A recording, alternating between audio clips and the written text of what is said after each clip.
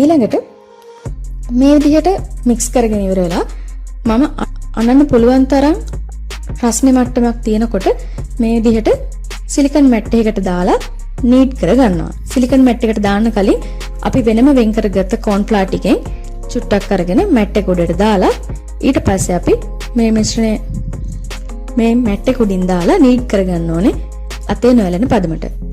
ඒ වගේම මතක තියාගන්න මේ මිශ්‍රණය නීඩ් කරන්න ගන්න කලින් අතේ vegetable shortening ටිකක් ආලේප කරගන්න. එතකොට අපේ අතේ ඇලෙන්නේ නැතුව ඉතා හොඳින් මේක නීඩ් කරගන්න පුළුවන්.